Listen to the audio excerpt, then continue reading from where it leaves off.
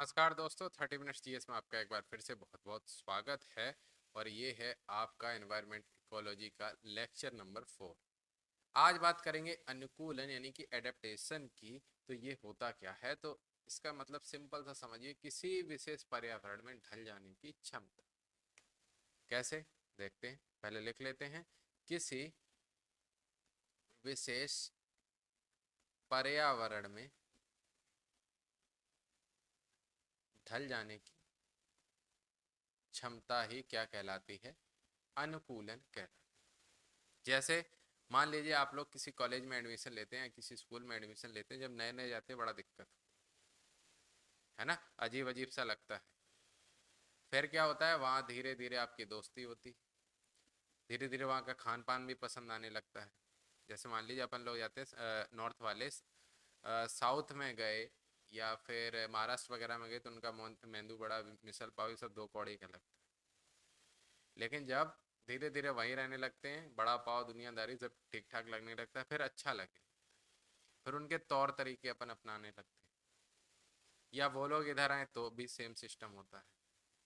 तो किसी भी विशेष पर्यावरण में अपने आप को उस पर्यावरण के अनुरूप ढाल लेने की क्षमता ही कहलाती है अनुकूलन।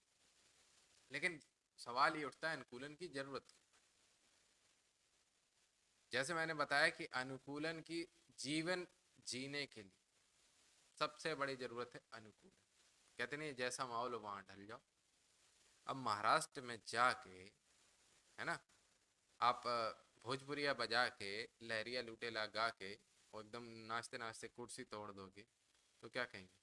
जंगली आए हुए, यही तो कहेंगे, यही तो इमेज जाएगी। तो क्या होगा, आप उनके हिसाब से ढल जाएंगे, उनके तौर तरीके अपनाएंगे। वो लोग अपने यहाँ आते हैं, अपने हिसाब से ढल जाते हैं। और सबसे ज़्यादा अनुकूलन की क्षमता आपने देखी होगी किसमें है? अपने पीएम साहब में। जहाँ जाते हैं वैसी वेशभूषा ग्रहण कर लेते हैं। तो कुल मिला के इसीलिए तो लंबे टिक रहे हैं राजनीति में। दूसरों को भी करना चाहिए, अच्छी बात है, उसमें कोई दिक्कत नहीं। तो अनुकूलन आवश्यक है लंबे टिकने के लिए, अपनी देसी भाषा में सब। उदाहरण के लिए जैसे बात करते हैं पक्षियों की चोंच। पक्षियों की चोंच कभी आपने देखा है, गौर किया, किसी चिड़िया की ऐसी चोंच होती है, किसी चिड़िया की ऐसी चोंच होती है ना। अलग अलग तरह की चोंच होती है। किसी की मुड़ी हुई चोंच होगी, और तोता की चोंच, अलग अलग तरह की चोंच होती है। तो क्यों होती? देखिए, किसी पक्षी को कीड़े पकड़ने, मान लीजिए, तो कीड़े पकड़ने के लिए उसकी नुकीली और लंबी चोंच चाहिए, है ना। किसी को फूल से पराग निकालना है तो उसकी चोंच कितनी होगी? पतली लंबी। किसी को, जैसे मान लीजिए तोता है, उसको क्या फल को कुतरना है, तो उसकी चोंच एंगलदार भी है और नुकीली भी, वो चेक कर लेता है कि क्या बढ़िया है। कोई पक्षी मांसाहारी है, तो उसकी चोंच आपने देखी मुड़ी हुई आगे से, जैसे गिद्ध वगैरह की, जिससे उसकी पकड़ बनी रहे। ऐसी चोंच वाला है ना पक्षी, पकड़ करेगा निकल जाएगा झटका मारकर, इसमें क्या यहाँ फंस जाए। तो ये सब क्या है? ये सब अनुकूलन। इसके अलावा फर का मोटापन, पतलापन। जैसे मान लीजिए बर्फीले इलाके में कोई रहता है, उसके फर क्या होंगे? मोटे। गर्म इलाके में फर क्या होगा? पतला। क्यों? फर क्या है? ऊपर पहले फैट की परत, फिर बालों के बाल। जब फैट की परत ज्यादा होगी, बाल ज्यादा होंगे, तभी तो अपने शरीर की गर्मी अपने शरीर के अंदर ही रहेगी। इसलिए बर्फीले इलाकों में फर मोटा, और गर्म इलाकों में फर या तो पाया ही नहीं जाता, पाया जाता तो नाम मात्र, है ना। इसके बाद बात करें मछलियों के गिल्स और पंखों की उपस्थिति। अलग अलग उपयोग के हिसाब से हर चीज ढल जाती है। अब बात करेंगे मेनली इसमें आगे बढ़ते हुए पौधों में अनुकूलन।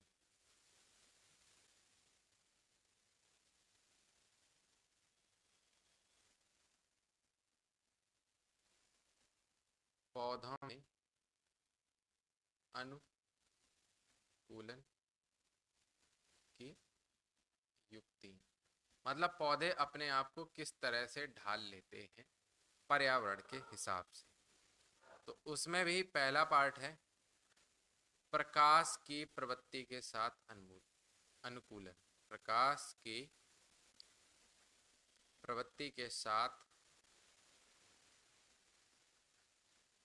अनुकूलन। अब जैसे हमने बताया था कि अभी हम लोग भूमिका बना रहे थे, अब भूमिका बन चुकी है, अब हमें क्वेश्चन मिलना शुरू हो रहे हैं। कैसे? अब डेफिनेशन आती है, एनवायरमेंट इकोलॉजी मतलब डेफिनेशन आएगी बस, या फिर समझौते, या फिर कॉप वगैरह ये सब आती है। तो जैसे प्रकाश की प्रवृत्ति के साथ अनुकूलन में पहला देखो है आतपोद भेद, आ तपोवेद इसको बोलते हैं। नाम इंग्लिश में भी इनका याद रखना, हीलियोफाइट, हीलियोफाइट। तो अतपोदवेद वाले में क्या होगा, इसमें ये होगा कि उच्च ताप पर भी इस प्रकार के पौधों में प्रकाश संश्लेषण की क्षमता होगी। उच्च ताप पर भी इसमें प्रकाश संश्लेषण की क्षमता होगी और श्वसन दर भी उच्च होगी। ठीक है, मतलब जिनमें उच्च ताप पर भी प्रकाश संश्लेषण की क्षमता होगी वो कहलाएंगे अतपोविद, यानी कि हीलियोफाइट। हीलियोफाइट आप याद रखेंगे, हिंदी हो या इंग्लिश दोनों लोग, हीलियोफाइट यानी कि उच्च ताप पर प्रकाश संश्लेषण की क्षमता जिस पौधे में होगी उसको बोलेंगे हीलियोफाइट। और सीधी सी बात है यार, जब गर्मी होती है ना तो उसमें हाँफते हैं ना, हाँफने मतलब श्वसन दर, सांस ज्यादा तेज होती है तो उनकी श्वसन दर भी उच्च होगी, बात खत्म होगी।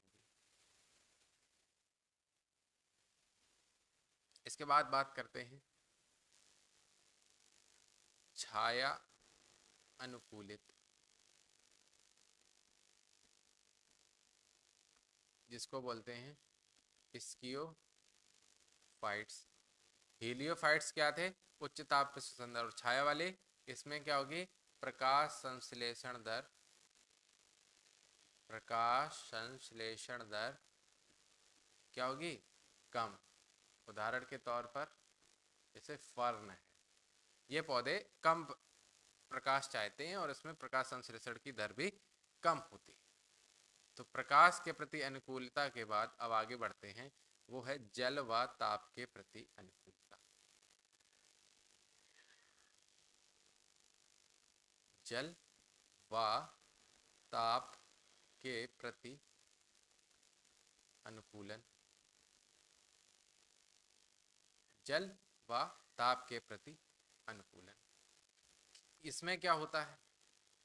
इसमें ये होता है कि मान लीजिए कोई स्थान है, मान लीजिए कोई स्थान है, वहां पर जल की पर्याप्त मात्रा है, तो पौधे अपने आप को किस तरह से ढालेंगे? और मान लीजिए कहीं पर जल की कम मात्रा है तो पौधे अपने आप को किस प्रकार ढालेंगे? और मान लीजिए जल की पर्याप्त मात्रा है, ताप की कमी है, या जल की पर्याप्त मात्रा है, ताप की भी पर्याप्त मात्रा है, तो क्या होगा? और जल और ताप दोनों की कमी है, दोनों की अधिकता है, तो क्या? तो इसमें कई वैरायटी होती हैं। जैसे सबसे पहले बात करते हैं मरुद्भिद पौधे, यानी कि मरुस्थल में उगने वाले पौधे। इनका क्या होगा जीवन काल?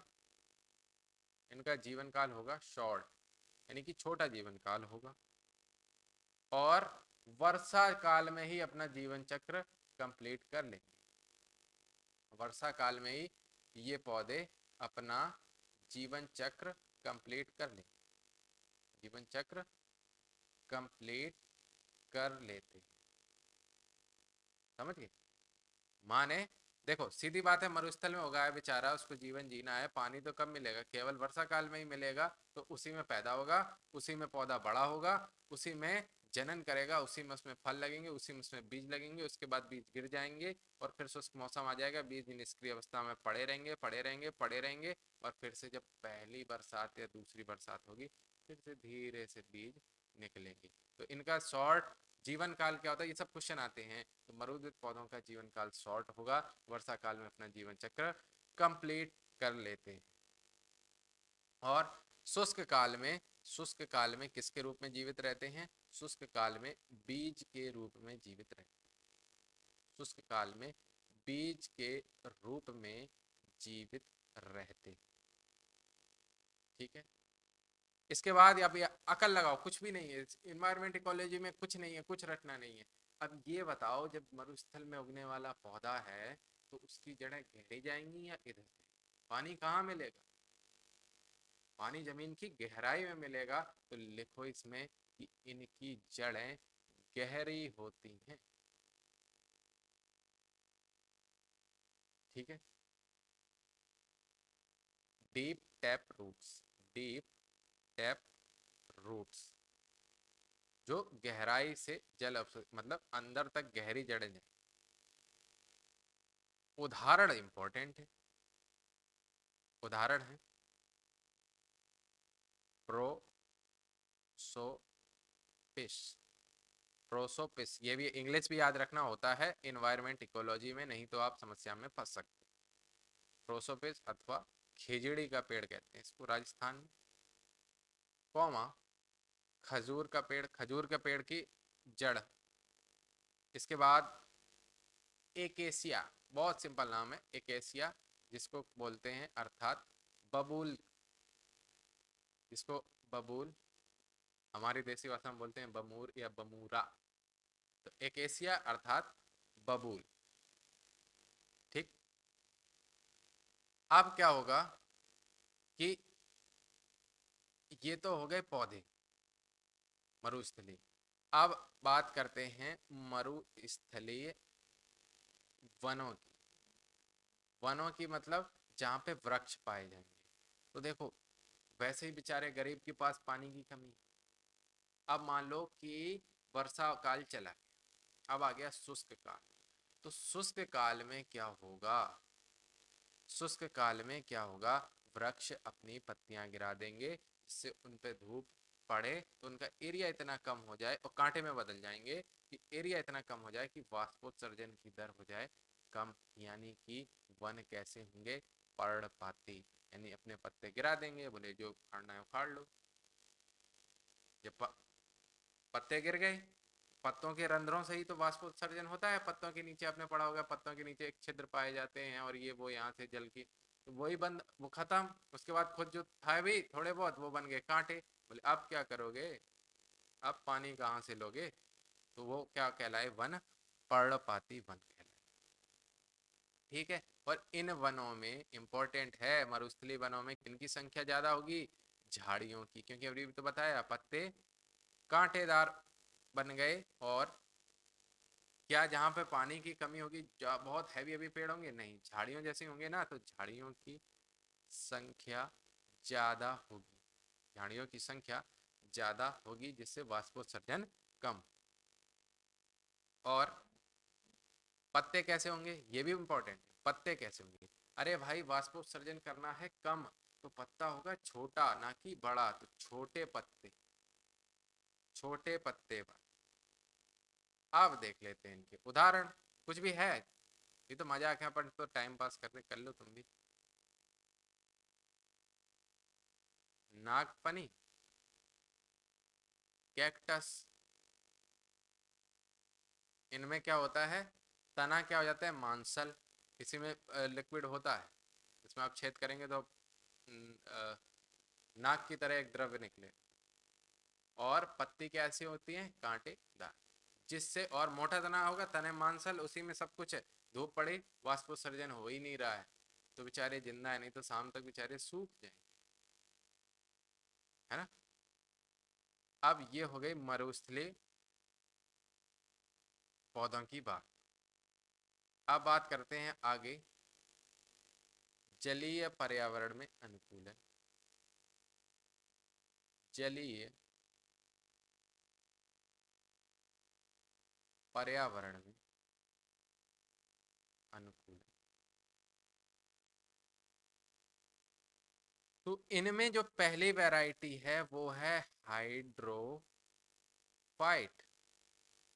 हाइड्रोफाइट यानी कि वे पौधे जो स्थायी रूप से जल में रहते हैं।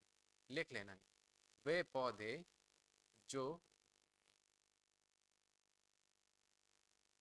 स्थायी रूप से जल में रहते और इनका कम से कम आधा हिस्सा जलमग्न होता है। हाइड्रोफाइट्स कहेंगे किसको? स्थायी रूप से पानी में रहे और कम से कम आधा हिस्सा पानी के अंदर होना चाहिए।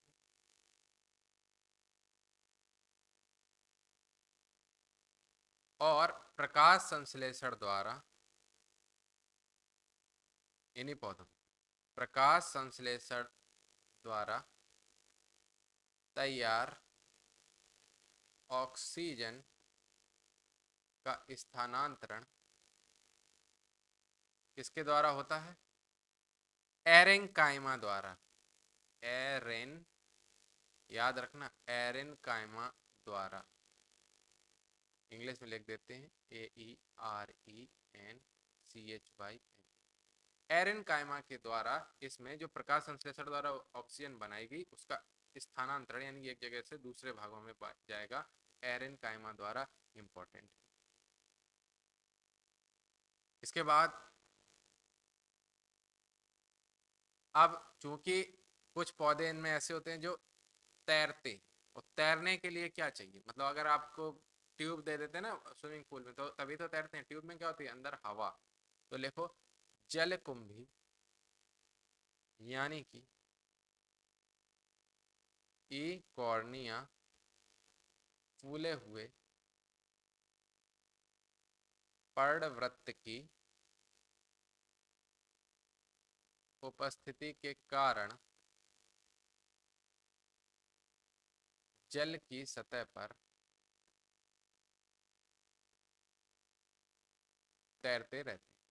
ठीक है, इकॉर्निया फूले हुए पर्णवृत्त के कारण जल की सतह पर आपको तैरते हुए मिल जाएंगे जलकुंभी जैसे पौधे। अगर ठोस हो तो जमीन की सतह में डूब जाएंगे ना। अब ये तो पौधे वो हो गए जिनका आधा हिस्सा पानी के अंदर मिनिमम, और इसमें नीचे भी कांटेक्ट रहता है नीचे वाले हिस्से का जल की सतह में जो जमीन है उससे। इसके अलावा एक वैरायटी और है, कौन सी? अभी बताते हैं। वो है स्वतंत्र रूप से जल में रहने वाले हाइड्रोफाइट। स्वतंत्र रूप से जल में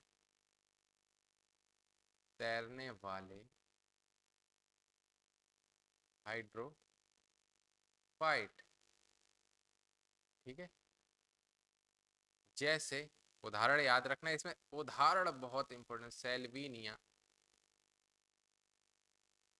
सिरोटोफाइलम, वुल्फिया आदि।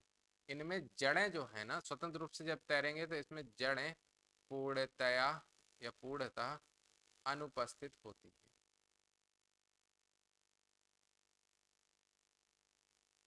ठीक है, अब आगे बढ़ते हैं। आगे बात करते हैं, अनुकूलन ही पढ़ रहे हैं तो लवण युक्त यानी कि साल्ट वाटर, लवण युक्त पर्यावरण में अनुकूलन।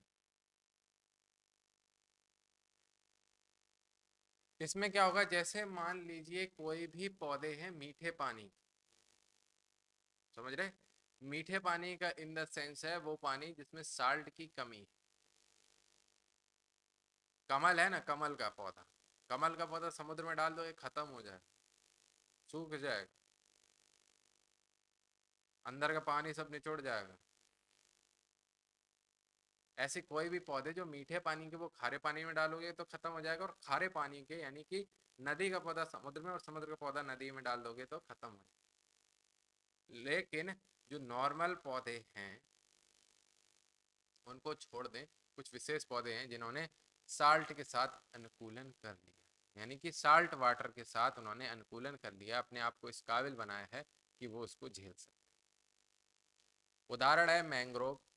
किसी भी एग्जाम में पूछा जाने वाला सबसे इम्पोर्टेंट पार्ट है वो है मैंग्रोव। इसके बाद क्या पूछा जाता है, प्रवाल भित्तियां, मैंग्रोव प्रवाल भित्तियां, मैंग्रोव प्रवाल भित्तियां, इसके अलावा पूछते ही क्यों। तो मैंग्रोव क्या होता है, तो सबसे पहले तो देख लो ये पाए कहाँ जाते हैं, तो ये पाए जाते हैं उष्णकटिबंधीय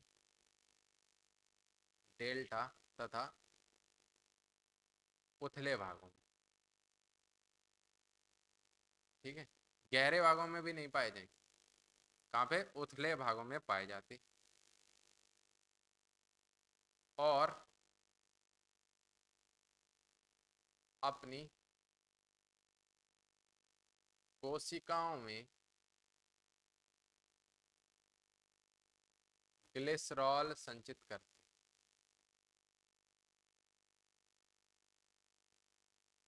जिससे ये साल्ट वाटर को सहन कर पाते। मतलब ग्लिसरॉल एक चिकना तैलीय पदार्थ होता है, उसको अपने कोशिकाओं में रख लेंगे तो क्या होगा, पानी का आदान प्रदान नहीं होगा। अंदर होता क्या है कि जब आपने विसरण पर असरण पढ़ा होगा कि एक तरफ वो सांद्रण कम एक तरफ सांद्रण ज्यादा, तो वो विस्थापन, वही सिस्टम है कि अगर मान लो ग्लिसरॉल है, एक चिकनी परत है, तो साल्ट वाटर और पौधे के अंदर जो उपस्थित होता है नॉर्मल वाटर, वो एक दूसरे के कांटेक्ट में आ ही नहीं पाते हैं। किसके कारण, ग्लिसरॉल के कारण, और पौधा आराम से जीवित बना रहता है, ठीक है। तो ये किसके अनुकूलन हो गया, साल्ट वाटर के प्रति अनुकूलन हो गया। अब मैंग्रोव की बात चली रही है तो दो चार बातें और बता देते हैं, तो लिखते हैं कई मैंग्रोव शैवालों में उच्च कार्बनिक विलय स्तर होता है। जैसे उन शैवालों के नाम क्या हैं, मैंग्रोव प्रोलाइन तथा सोर्बिटॉल, सोर्बिटॉल, ठीक है। इसके अलावा डुनेलिया प्रजातियां,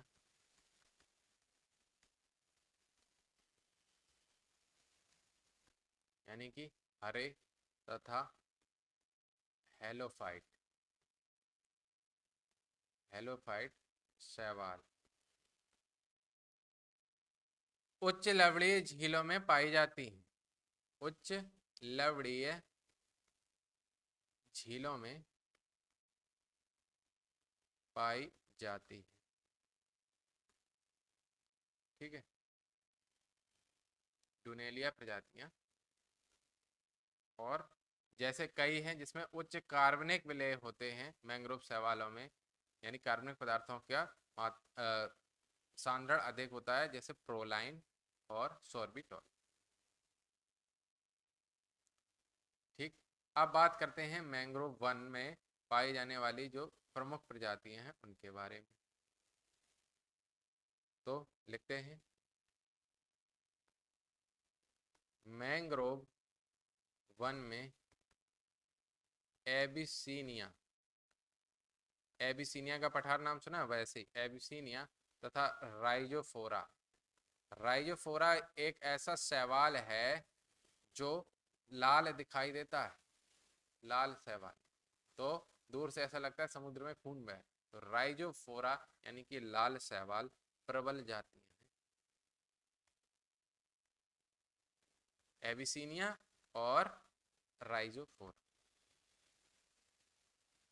और मैंग्रोव से एक और इम्पोर्टेंट क्वेश्चन, वो ये कि हेलोफाइट में, हेलोफाइट में श्वसन मूल,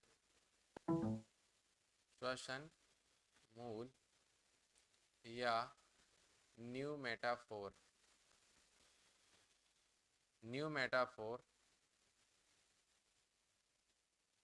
पाए जाते हैं, श्वसन मूल पाए जाते हैं या न्यू मेटाफोर पाए जाते हैं, यानी कि जो जड़ें हैं वो नीचे न जाके ऊपर की ओर उठाती, ठीक है। जैसे मान लो ये दलदल भरा हुआ है, तो जड़ें ये ऊपर की ओर निकल आएंगी, श्वसन मूल कहते हैं, और इन्हीं को बोलते हैं न्यू मेटाफोर, इंपॉर्टेंट। तथा इसमें एक विशेष गुण पाया जाता है, कौन सा? जरायुजता, जिसको बोलते हैं विवी पेरी, जिसको बोलते हैं जरायुजता। जरायुजता होता क्या है? वृक्ष पर लगे लगे ही बीज का अंकुरण। ऐसा ये क्यों करते हैं? क्योंकि अगर बीज नीचे गिरा और नीचे क्या है, साल्ट वाटर, और सब हो जाएगा खराब। तो ये क्या करते हैं, पहले ही अंकुरित हो जाते हैं, पहले ही स्प्राउट आ जाते हैं इसमें, और जब ये गिरते हैं तो बस वो जड़ें नीचे की ओर, वो ऊपर की ओर बढ़ता जाएगा, और इसके बाद उसमें न्यूमेटाफोर यानी कि श्वसन जड़ें, यानी कि ऊपर की ओर, जो गुरुत्व की विपरीत दिशा में बढ़ रही ना, सामान्यतः जड़ें क्या जाती हैं, नीचे जाती हैं, जबकि इसमें क्या, नीचे जाके फिर ऊपर की ओर बढ़ने लगती हैं। ये क्वेश्चन भी आया, गुरुत्व के विपरीत जड़ें किस में पाई जाती हैं? तो मैंग्रोव्स में पाई जाती हैं। ठीक है, अब बात करते हैं आगे। अब आगे बात करते हैं कि इसमें क्या सिस्टम, आगे देखते हैं। तो चल रहा है, कोई दिक्कत नहीं है? हाँ ठीक है।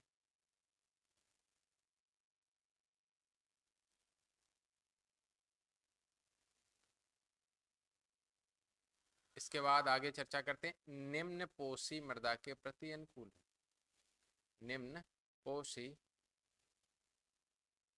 मृदा के प्रति अनुकूल।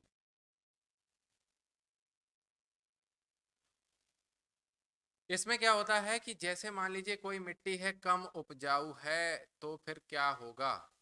तो पौधों को जीवित तो रह नहीं, देखिए प्रकृति का काम है सब कुछ जीवन दे, तो क्या होगा, तो ऐसी मृदा जिसमें पौधे कवकों के साथ सह संबंध बना लेते हैं।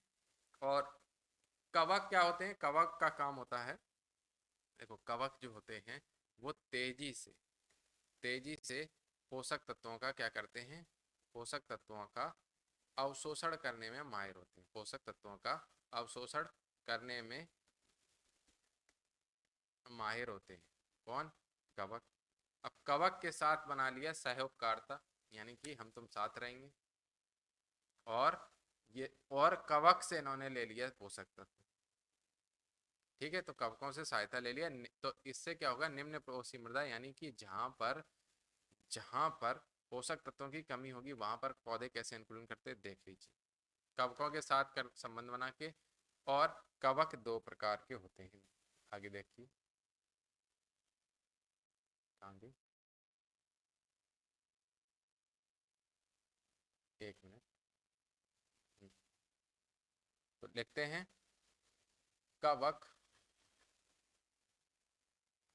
दो प्रकार के होंगे। नंबर एक, अंतःकवक मूल। अंतःकवक मूल यानी कि जिसको बोलते हैं एंडो माइको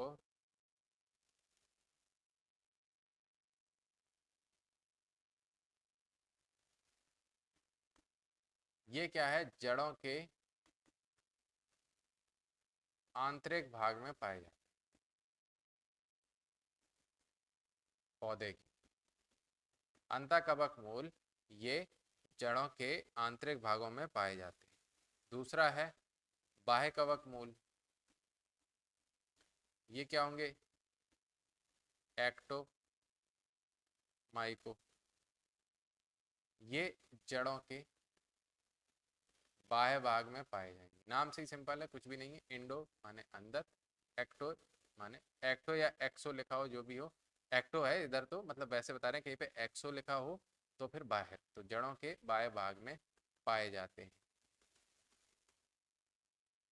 ठीक है, अब आगे बढ़ते हैं। इसका लास्ट टॉपिक है अनुकूलता की कार्यनीति।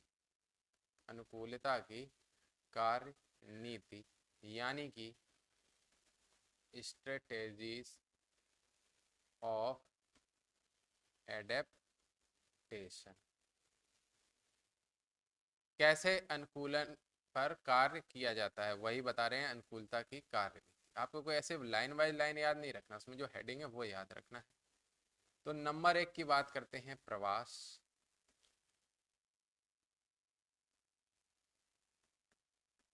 माइग्रेशन। माइग्रेशन किस तरह का होता है? जैसे लंबी दूरी या छोटी दूरी तक जाना, लंबी दूरी या छोटी दूरी तक जाना। आपने देखा होगा अपने आसपास कई बार सर्दियों में एक से खूबसूरत पक्षी बाहर से लाइन लगा के उड़ते हुए आते हैं, ठंड भर अपने यहाँ रुकते हैं और यहाँ से पतली गली निकल लेते हैं। इसी तरह से कुछ कछुए हैं, ऑलिव रिडले नाम से होता है, ऑलिव रिडल बोलते हैं कई लोग, तो ऑलिव रिडल नाम के कछुए होते हैं, बहुत लंबी समुद्री यात्रा करके आते हैं और एक विशेष तट पर जाकर वहां पर प्रजनन करते हैं, वहां पर अपने अंडे देते हैं, बच्चे पैदा करते हैं, थोड़े से बड़े करते हैं, निकल लेते हैं।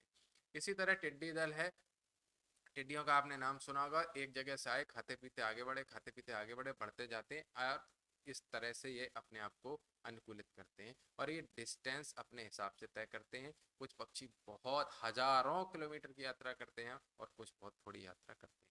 यानी कि जो कई पक्षी बहुत ठंडे मुल्क से आएंगे तो वो अपने यहाँ चले आते हैं कि यहाँ तो कम ठंडक है, अपेक्षाकृत की बात कर रहे हैं, और कुछ गर्म मुल्क से आएंगे तो वो दूसरी जगह शिफ्ट होंगे। तो इस तरह से ये एक दूसरे को अनुकूलन करते हैं। उदाहरण के लिए लिखते हैं, आप लिख लीजिए आप कि जैसे कैरीबू, एल्क, तो नाम याद रखने, इसमें सारे नाम याद रखने, और वेल। तो ये क्या है, प्रत्येक शरद ऋतु में, प्रत्येक शरद ऋतु में ये क्या करेंगे, भोजन की तलाश में गर्म स्थानों पर जाएंगे, गर्म स्थानों पर प्रवास करेंगे, कैरिबू, एल्क और वेल। टिड्डा, टिड्डा आवर्ती आवास प्रदर्शित करता है। आवर्ती मतलब एक जगह से गया, यहाँ से बी पे, बी से सी पे गया, सी से फिर यहाँ पे आ गया, फिर इसी तरह इसी तरह इसी तरह घूमता रहता है। तो टिड्डा आवर्ती आवास या प्रवास प्रदर्शित करता है, तो किस लिए, भोजन की तलाश में। अब बात करते हैं दूसरा अनुकूलन के बारे में। पहला तो हो गया प्रवास, तो दूसरा हो गया छद्म आवरण, जिसको बोलते हैं कैमो और फ्लेज। कैमोफ्लेज आपने नाम सुना होगा, आर्मी वाले पहनते, बोले क्या पहने, बोले कैमोफ्लेज, यानी कि एक छद्म आवरण रख लेते हैं। क्यों रखते हैं?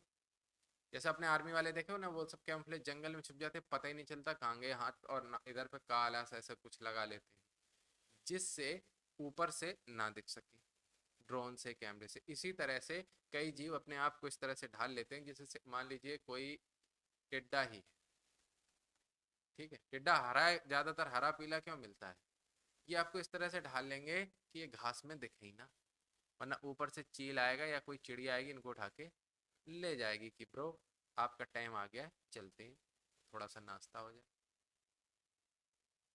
ठीक है, तो जैसे पत्ती जैसे कई टिड्डे, कई तितलियां होती हैं पत्ती जैसी, है ना, तो ये सब क्या है, छद्मावरण यानी कि कैमोफ्लेज।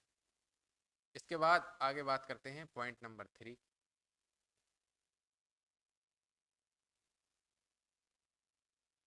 ये है शीत निष्क्रियता तथा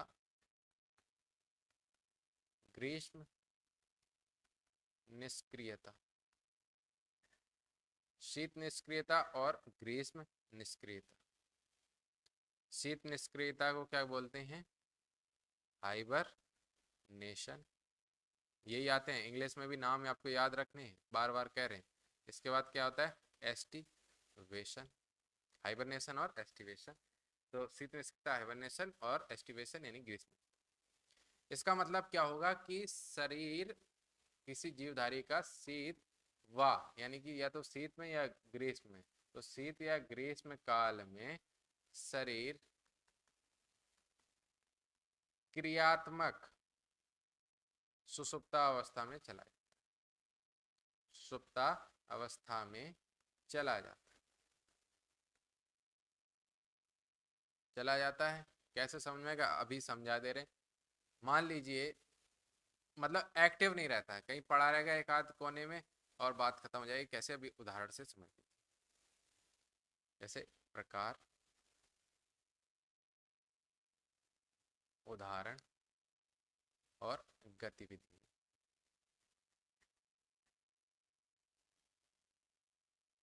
देखते हैं, जैसे शीत निष्क्रियता की बात करें, शीत निष्क्रियता, तो शीत निष्क्रियता का उदाहरण कौन दर्शाता है, ये भी आपको याद रखना है। तो दर्शाता है उत्तरी स्थलीय गिलहरी। अब आपको कैसे याद रखना है, ऑप्शन में तो हो सकता है दक्षिण स्थलीय गिलहरी, मैक्सिमम सर्दी कहाँ पड़ती है, उत्तर साइड होती है ना हमेशा, तो इस तरह से याद रखना। उत्तरी स्थलीय गिलहरी जो होती है वो क्या दर्शाती है, शीत निष्क्रियता।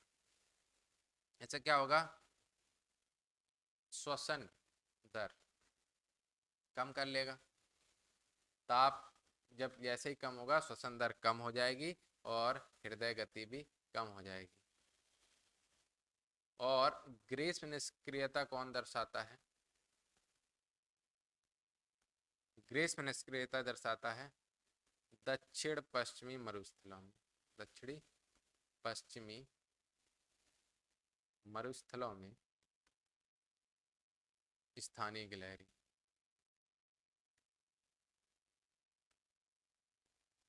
ये क्या करते हैं, शुष्क अवधि में बेलों में निष्क्रिय हो जाते हैं, बेलों में निष्क्रिय हो जाते हैं। ठीक है, जैसे अपन को ही देख लो, शीत निष्क्रियता ग्रीष्म निष्क्रियता में क्या होता है, आदमी से देखो, पूरी एनवायरनमेंट स्वयं से देखो। गर्मी के दिनों में जैसे ही लपट चलने लगती है अपन हो जाते हैं दिन में निष्क्रिय। और यहाँ पे बात हो रही तो पूरे सीजन की हो रही, जहाँ पे गर्मी बहुत ज्यादा पड़ती पूरे सीजन में तो बराबर निष्क्रिय रहते, तो अपन निष्क्रिय हो जाते हैं। और सुबह एक्टिव रहते हैं और शाम को एक्टिव रहते हैं गर्मी के दिनों में।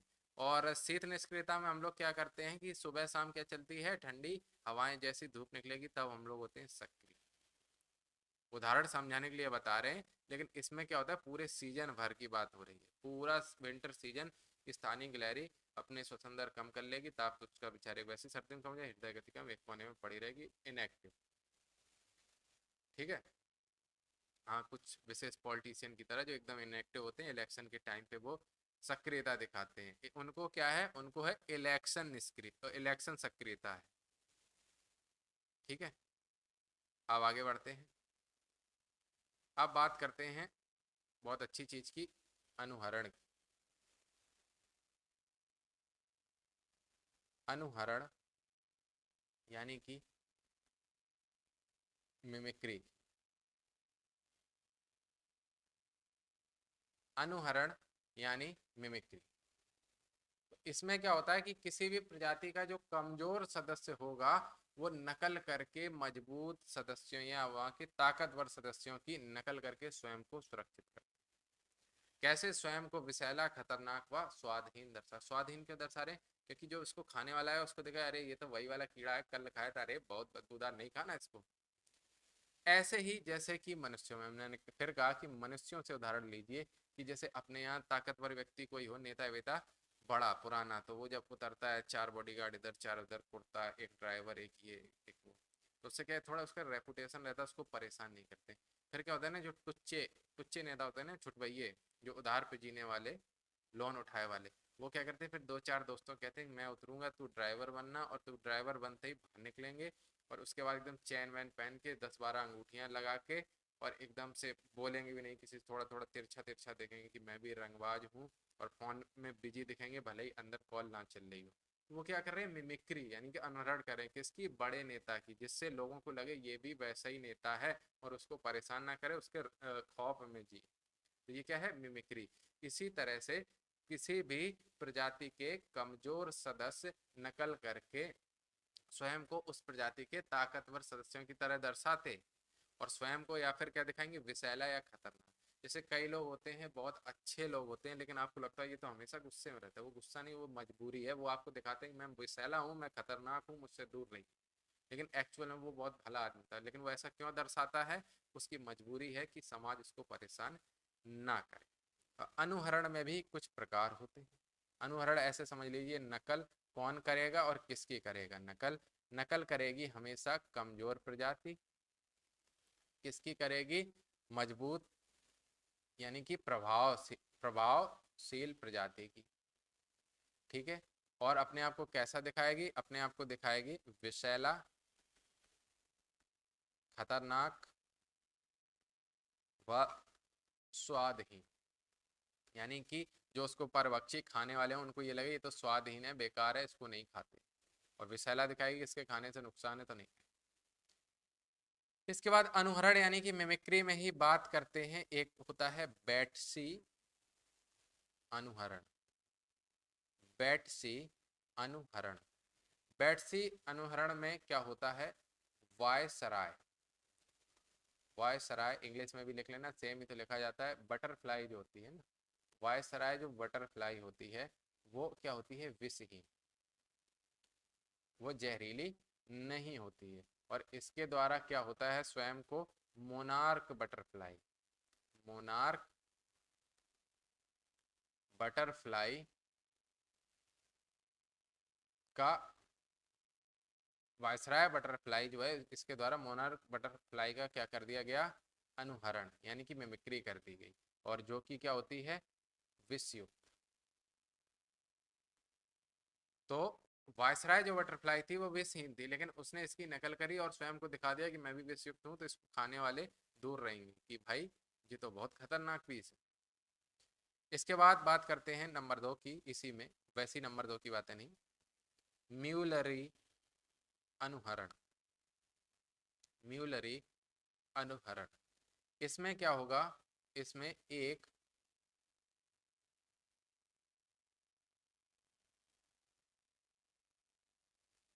एक मोनार्क बटरफ्लाई, मोनार्क बटरफ्लाई का या की मिमिक्री कौन करेगा? मोनार्क बटरफ्लाई की मिमिक्री करेगी क्वीन बटरफ्लाई। कौन? Queen butterfly. म्यूलरी में क्या होगा? Queen butterfly. तो मोनार्क जो बटरफ्लाई होती है, एक तो विषैली होती है, इसके साथ साथ ये स्वादहीन होती है। जो परभक्षी है उसके लिए ये स्वादहीन होती है। तो क्वीन बटरफ्लाई इसके जैसी दिखने लगती है और स्वयं को क्या बना लेती है? मतलब दिखाती है कि हम तो स्वादहीन है, हमें मत खाना भाई। ठीक है, तो बेस्वाद बनता है म्यूलरी अनुहरण यानी कि म्यूलरी मिमिक्री में, और जहरीला दिखाता है स्वयं को बैटसी मिमिक्री। इसके बाद आगे बात करते हैं इसी में, चेतावनी रंजन। चेतावनी रंजन यानी कि वार्निंग,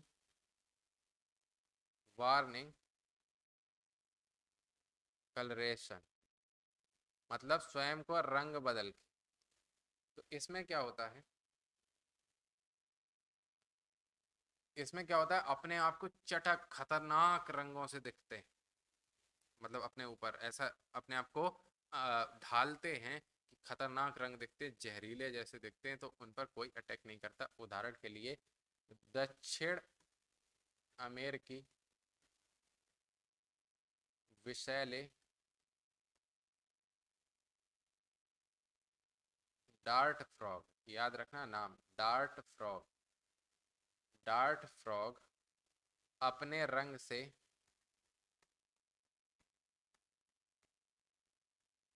परभक्षी द्वारा पहचाने जाते हैं और परभक्षी इन पर आक्रमण नहीं करते। ठीक है, तो यहाँ पर होता है ये वाला टॉपिक खत्म। अगला टॉपिक आपको मिलती है अगली क्लासेस में। तो यहाँ तक आपको कोई समस्या आ रही हो, अगर ये समस्या हो कि ये नोट्स कहाँ पे मिलेंगे, तो नोट्स उसके लिए टेलीग्राम जो है उसमें भी एक अलग टेलीग्राम ग्रुप है, वो अलग ग्रुप है, उसमें आपको मिलेंगे। कब? जब ये पूरा कंप्लीट हो जाएगा तब। अभी फिलहाल ये ऐसे नोट्स नहीं मिलने वाले। और इतनी अभी भी कहते हैं ये जैसे ही आप पढ़ लेंगे इसके बाद इससे संबंधित क्वेश्चन करना, अगर ना बने तो कहें, और बन जाए तो दोस्तों के साथ शेयर कर देना कि भाई ठीक ठाक पढ़ा रहा है, पढ़ लो आप लोग भी, कोई दिक्कत होनी नहीं है। ओके। हटो। तो ठीक है, बहुत बहुत धन्यवाद।